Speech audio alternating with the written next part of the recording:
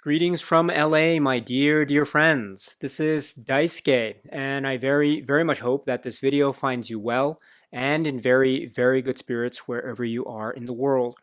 And today, if you don't mind, I would very much like to continue on with our journey, our discussions, our discoveries, and our explorations with respect to the recent releases made by the Criterion Collection during this year of 2023.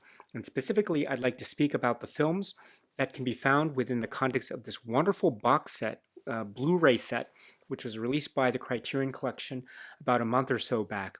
And there are a number of films found in this wonderful set, which is called Pasolini 101, focusing in on the Italian filmmaker artist Pier Paolo Pasolini.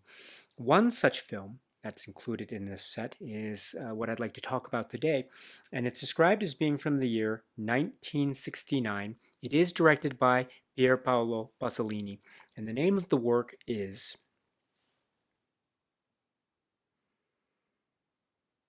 PORCILE.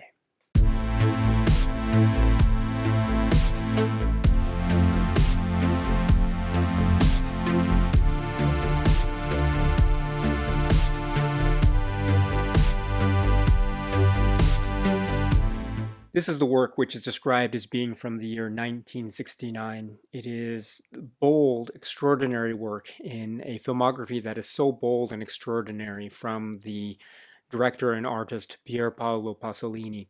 And this is a work which is written and directed by Pier Paolo Pasolini. And it has a cinematography credited to Tonino Dellicoli, Armando Nanuzzi, Giuseppe Rossellini. And it has a brilliant cast, and the casting is part of the brilliance of this. I mean, as per usual with the Pasolini work, but this is no exception to that. And the cast is, for example, Pier Clementi and Franco Citti and Ninetto Davoli and Jean-Pierre Léaud and Anne Wiazemski and others. This is the work, as I say, the bold, shocking, and thoroughly provocative work that is volatile, that's explosive, that is really quite sudden and earth-shatteringly brilliant in the hands of Pasolini and company. Now, this is a late 1960s work from Pasolini, and it is a type of it is very volatile indeed, and that's one of the wonderfully brilliant and tumultuous things about this work, which is PORCILE.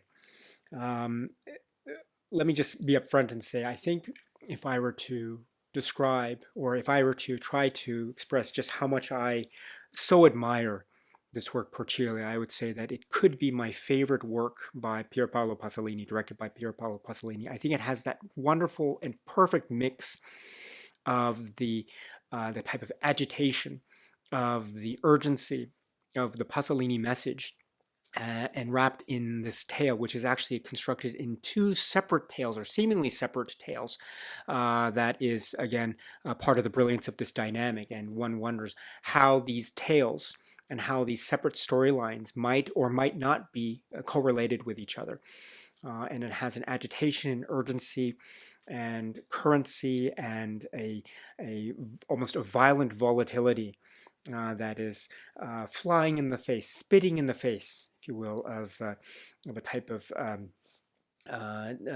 contemporary normalcy, while also sort of crying out for a reassessment, if you will, of class dynamics. And perhaps there is a cynical streak, there's a nihilist streak that will that is maybe foretelling the types of work that we might see in a later film by Pasolini, which is called Salo, 120 Days of Sodom. In this work, PORCILE, we have so much of the venom and the viciousness, and also the dry wit and almost the mocking nature of Pasolini and his style and approach. That is very much a social critique, an acerbic social critique that is also very shocking and very upfront, and also quite challenging in terms of its narrative structure and its ideas. This is the work PORCILE, one of my favorite works, if not my favorite work, directed by Pier Paolo Pasolini.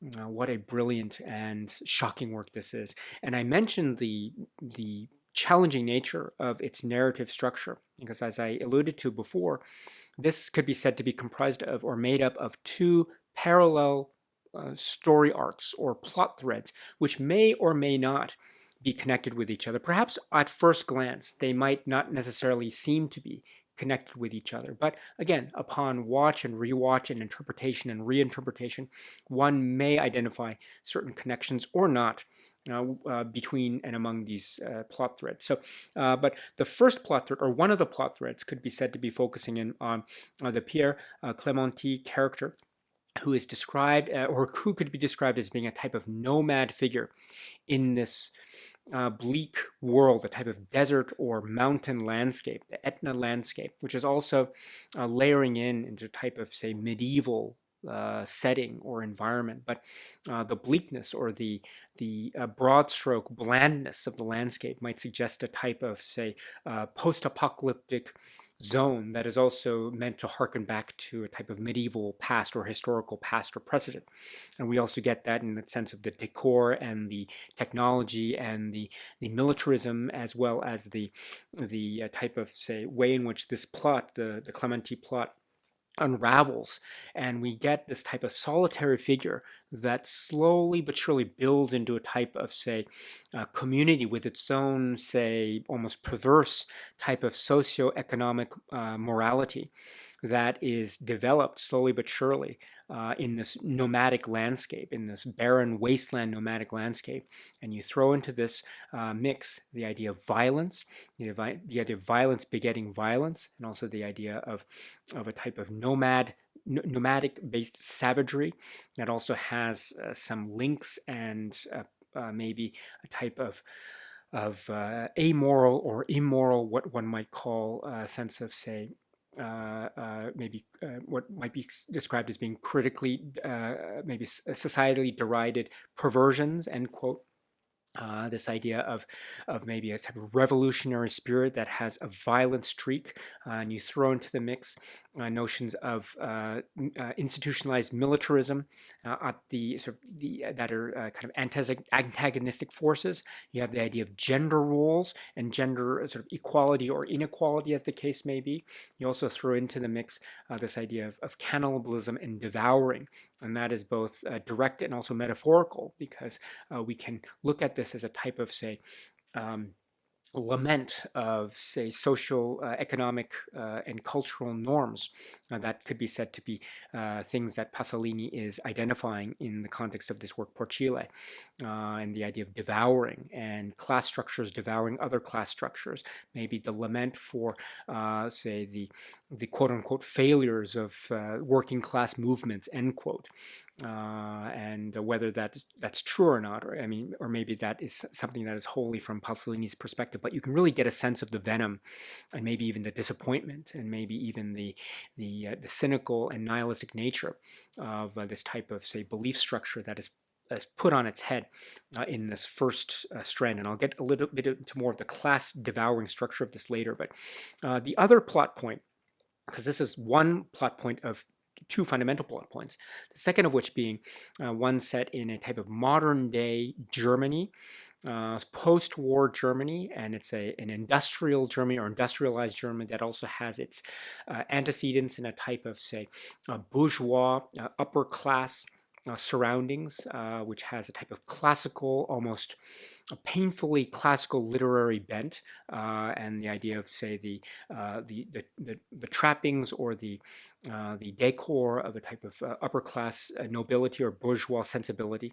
as shown in the environment of like a chateau-like environment, but also in the references to the wealth of industrialized middle upper classes that have the potential of really not just maintaining their establishment of power and influence on the world and society writ large, but perhaps even expanding it based on familial connections and this type of way of establishing alliances with other families to create even a larger economic and military-based empire. So when we have at the center of this the Jean-Pierre Léaud character and the Anne Wyzemski character, who portray youths in this setting with their maybe the older generations, their parents or the parental generation, also representing maybe a post-war,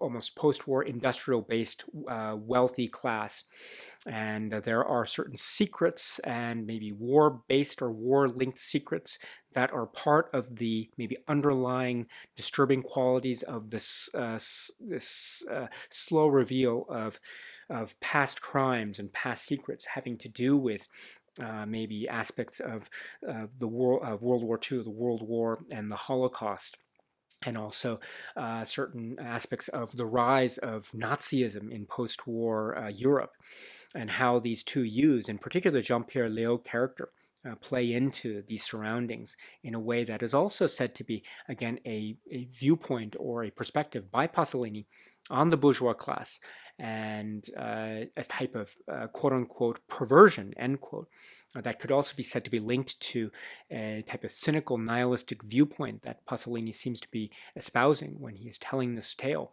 He is telling this tale of a type say, corruption or corruptibility, and also the idea of generational corruptibility, how the corruption of one generation might lead to the corruptibility of the future generations, the younger generation, and how there's a stark divide now between the upper class and the working classes, as represented by maybe the character portrayed by Dalvoli and others. And the idea of perhaps the undeniable power imbalance that exists in this world and this viewpoint, and you throw into the mix here aspects of, say, the sort of the familial dynamics that have a very haunting and quite disturbing echo with aspects of Nazism and the Holocaust as related to the Second World War, and also as related to post-war Europe's, say, socio-economic situation.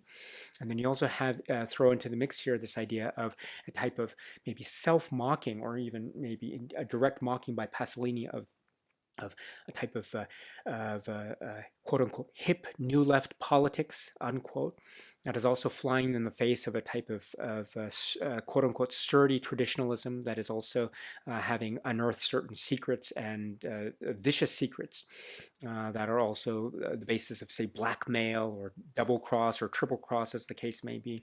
And you also throw into that, as I say, the corruptibility of future generations. And this is potentially, anyway, or possibly displayed in the plot line involving Jean-Pierre Léaud's character, and what his secrets are, and what his instincts are, and how this has to do with the future and the past, how this has to do with life and death, how this has to do with a type of sexual identity or politics that is, again, a very acerbic-edged viewpoint on the upper classes, and this idea of corruptibility and bestiality and sort of bleakness of the future at play. And when things are unearthed, will this cause a type of alarm on the part of those that are threatened, thus giving rise to a potential of a type of revolution or overthrow?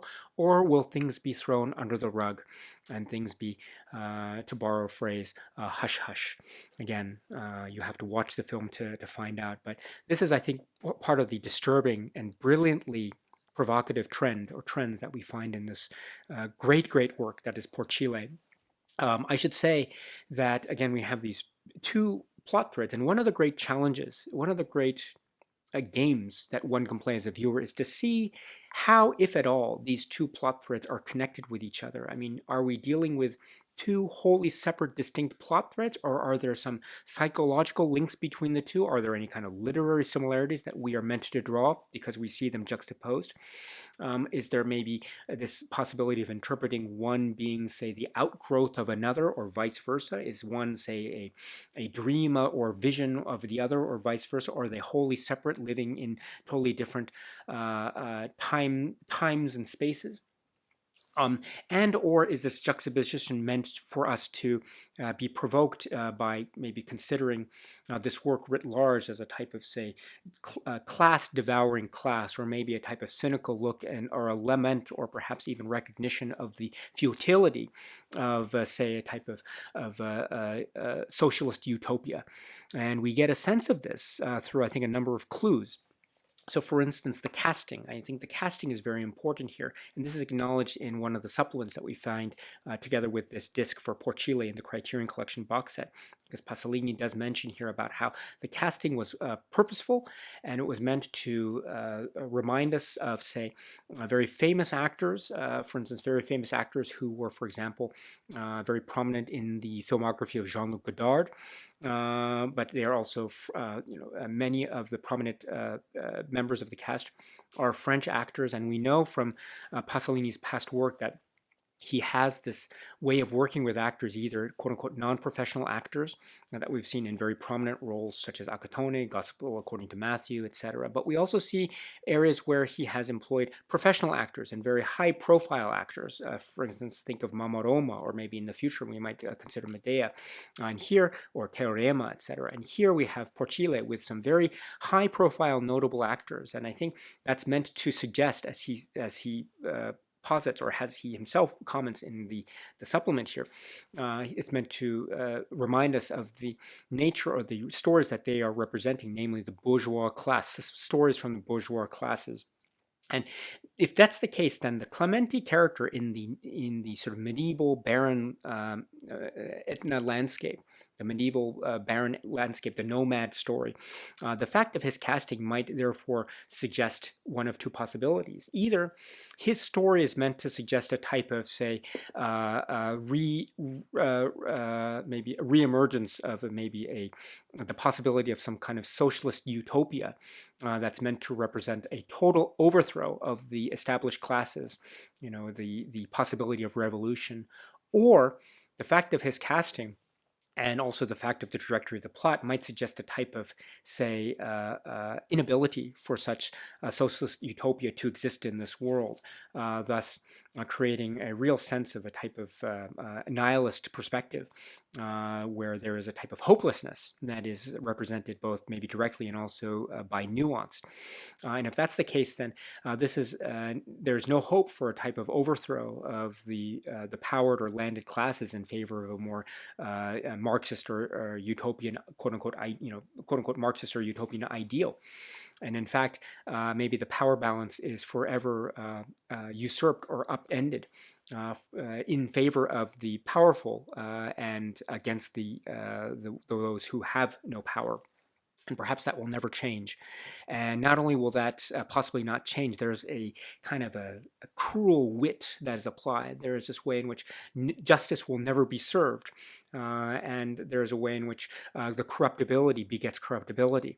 And this is expressed also in Pasolini's terms, on his own terms, the way in which, say, themes and concepts of bestiality and cannibalism are also intertwined into this, or operating very directly into these plot threads in a very, very shocking way, but also in a very nuanced and almost mystery-like way, which I think is very apropos, also has a literary quality in and of itself. And I should also point out, too, that we are far removed from the approach of, say, the populist sentiments that could be said to have been expressed in, say, the early 60s work of Pasolini. And he himself voices this in the supplement, which we'll talk about momentarily.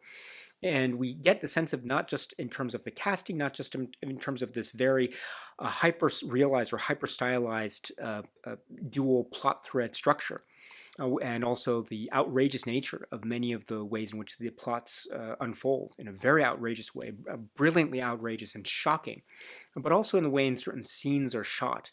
We have dialogues that are oftentimes taking place across these huge, wide expanses of water, artificially created fountains or water. We have barren landscapes that are meant to be maybe stand-ins for a type of, say, degradation of society, that are very hyper-realized. The way in which the sort of volcano or mountain activity maybe has a suggestion of a type of almost supernatural quality as well, and or maybe a type of eternal or fundamentally, say, almost godlike quality, which in turn has its roots in a type of approach and sort of religion or spirituality. But again, it's always couched in these very cynical terms and these very almost cruel perspectives, or the perspective of the cruel as perceived by Pasolini and company. And so we have this very volatile, volcanic mix. And will there be some kind of hope at the end of the tunnel? I mean, you'll have to watch the film and find out, but perhaps there might not be. And if that's the case, then what does that bode? How does that fare in terms of our viewpoint of Pasolini's perspective at the end of the decade or close to it? Again, we're at the tail end of the 1960s when we've come to this film, Porcile. How does it compare to the films that we have seen by Pasolini before? Is there a type of upending or a type of transformation or a 180, or perhaps the themes that we see in Porcile that are very dark and very sinister that could be said to have been there all along? We just didn't realize them until we have a film as shocking as Porcile right in front of us for us to consume and devour, and perhaps even maybe from a sort of emotional and intellectual point of view, cannibalize, for lack of a better phrase. But in any event, this is a very, very provocative work, very disturbing, and it lingers in the mind long after it's over. I mean, I remember seeing this for the first time many years back, and I was ill-equipped to fully appreciate it at the time. And now I don't claim at all to be an expert when it comes to this film, but even then it was so startling to me, and it was haunting, and it was genuinely frightening in places. And I think there's a lot of perhaps rightly so and reasonably so, a lot of attention when one considers the work of Pier Paolo Pasolini. A lot of attention is given to a work which he did in the 1970s, which is called Salo, 120 Days of Sodom. I don't want to get into too much discussion details about that film, but I do want to bring up that film in the context of saying that this film, Porcile, is very much hand in hand with the later film Salo, 120 Days of Sodom.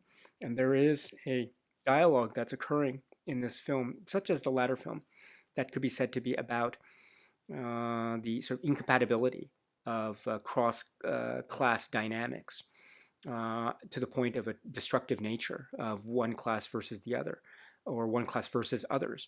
And that destructive nature expresses itself, I think, in very stark terms and also psychologically impending terms, and that have the possibility of threatening the very lives and existences of our main characters that we see throughout the occasion of the film. So for these and other reasons, I think this is such a key work in Pasolini's output, and it's so relevant to the films that he made before and after this film.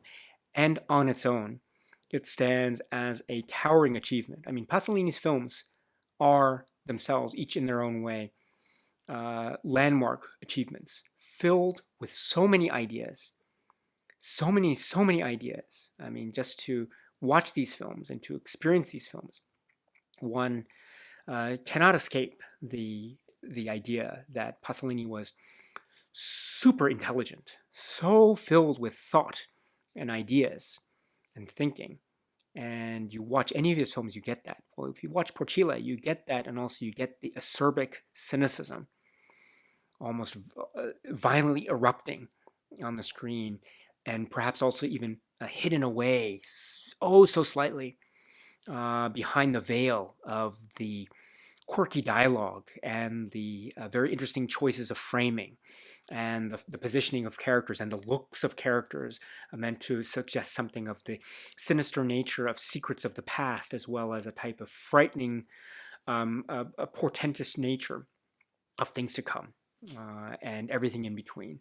This is a supremely powerful work let me say it again. It's a supremely powerful work. This is wholly engaging, remarkable, and frightening, and disgusting, and scary, and funny, and humorous, and also filled with a lot of darkness and questioning in that brilliant Pasolini style. This is the work which is Porcile. The Criterion Collection has released this box set, Pasolini 101, and it's a multi-disc Blu-ray set. And on one of the Blu-rays, indeed, Blu-ray number 8008, we have the film Porcile. And with respect to the masters, there's notes, or there are notes that are included as part of this great booklet that's included with this set.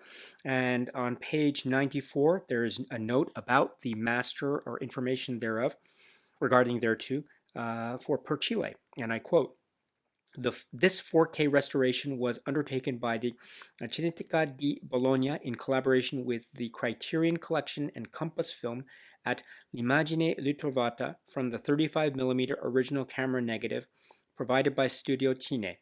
The soundtrack restoration was undertaken by the Criterion Collection from the 35mm sound negative. I've seen this film a number of times. And I was very fortunate I am very fortunate also to own, say, physical media, non-Criterion physical media release of this film, Porcile, as well. And I must say that, I don't hold myself to be an expert when it comes to this film. I don't hold myself out to be an expert when it comes to this or any other Pasolini film. And I don't have any grasp as to, say, the release history of this or any other Pasolini film. I'm just expressing it based on my own subjective approach in terms of the Pasolini film journey. I am thoroughly impressed with this. I'm thoroughly impressed with this. This looks and sounds really amazing. And that could be just maybe my own subjective, say, bias, because of just how much I really admire this work. Maybe I'm looking at it through the proverbial rose-colored or rose-tinted glasses. But be that as it may, I still found it to be a very overwhelming experience. I mean, there is this balance, this very delicate balance that is handled between the differing landscapes of the two dueling plot lines. And you have to have this great sense of sort of camera work and design and color palette when constructing this. That's what I would assume. And it's constructed so well, and there's a sort of ornateness as well as a barren landscape. There is the type of ornate, almost Baroque quality of one plot line versus the minimalist, barren nature of the other plot line. And those two seemingly dueling points converge in a film like Porcile, in the presentation and the palette of Porcile, and it's captured so well, I think, in this Blu-ray that I find here. And not only that, but the sounds just come off of the screen here. I'm thoroughly impressed. I would say that perhaps of the maybe my feelings in terms of the restorations that are found here. I mean, for the most part, I'm very impressed with what we find as presented in this box. There are a couple of points that I've mentioned so far where I think it might have appeared overly digitized here and there. But for me, I don't feel that way about this work, or Porcile as it appears here. I mean, it feels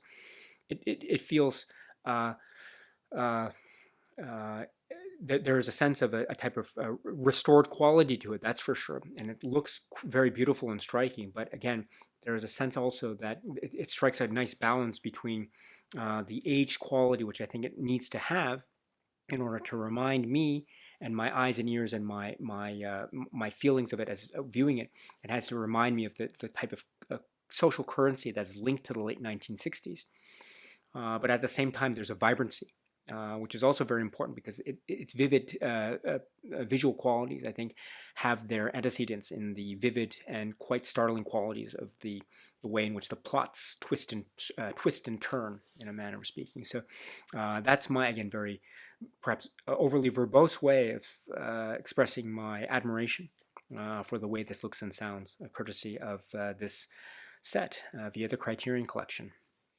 And then now let's turn to the supplements. And here we have two supplements. And they don't get their own supplements section per se, but you can actually find them directly on the main Blu-ray menu, which is again what I have here or on the TV in front of me, or behind me, I should say, or to the side of me. And the first is Pasolini on Porcile. And it says, in this interview for the French television program Aller au Cinéma, directed by Colette Thirier, and aired on October 13, 1969, Pasolini talks about making Porcile and casting Pierre Clementi and Jean-Pierre Léaud as the film's lead actors. This is approximately 5 minutes. It is conducted in French and the French language. And here, Pasolini is asked about the tendency that he has shown in many of his films to show the desert landscape, and quoting works like Teorema and then Porcile as examples. So he expresses why he has a type of affinity for the visual aspects of the desert, the suggestion of maybe the visual palette, also the suggestion of a type of timelessness or timeliness, etc. Also, he's asked about how this film, Porcile, figures in as a type of work of symbolism. And here he does speak, I think, in really great terms. He always speaks in great terms, but here, for example, he speaks in great terms about how he sees this as a type of the reverse dynamic of the story of sainthood, and you link sainthood and cannibalism in one of the plot threads. And also he's asked about the evolution of his work, because the interviewer seems to regard Pasolini's earlier work to be quite different than his later work, such as Teorema and Porcile. And Pasolini, I think, has a great response to this, which is the evolution of, or the change of his work, let's put it that way, is a reflection of Italian history. That's what he says, because he says, for example, Italian history of the 1950s is quite different than Italian history of the 1960s. And he describes his earlier works, say the Acatone and Mamma period of his work, as being quote-unquote national popular, or nationalist populist. And now, or in the context of, say, Porcile, he talks about it in very lamenting terms about the people, the concept of the people doesn't exist. In lieu of that, we have this idea of popular culture as a type of behemoth, almost as a threatening behemoth. And so that's why he's setting this film in the world of the bourgeois. That's why he's casting French actors as he does, in order to perhaps suggest in a maybe subliminal way the stories of the bourgeois, in his words anyway, or from his perspective. And also that, I think, provides, as I was mentioning earlier, some clues as to how we might be able to interpret, for example, the Clementi plotline, the nomad, barren landscape plotline, etc. So it is a very thought-provoking interview. It's approximately 5 minutes, so quite brief, but definitely worth checking out if you can. So that's the first supplement. But then you go back to the main menu, and then you get the option to select the trailer. And the trailer is a very, it's a very stylized, edited trailer, very effective. It does give away certain, well, it could be said to be giving away certain plot points as well. So, but in any event, very effective indeed. So that is the extent of what we find on this disc 8. With regard to Porcile. So no commentary track. It would have been great if we could have gotten a commentary track or any other Porcile-centric supplements. But if you are looking for some other places to go in the context of this set, there are some other supplements on other discs. For instance, the first disc, there are some Pasolini career-wide focused supplements in that as well, or the biography of Pasolini and Porcile does come up in conversation in a number of those supplements as well. So there are other parts of, and also the book, the essay, which we'll talk about momentarily. So there are other places where we can find some Porcile related information, that's for sure. But of course, yes, looking at this, and notwithstanding the brilliance of Pasolini's comments and also the ingenuity of the trailer, notwithstanding those great points, it would have been really great to have seen other Porcile-related supplements with this, or maybe even a commentary track. That would have been awesome. But regardless, we are still left with, again, a powerful film, which is Porcile. So, and then you can find other aspects to learn more about Porcile in other parts of this Pasolini 101 set.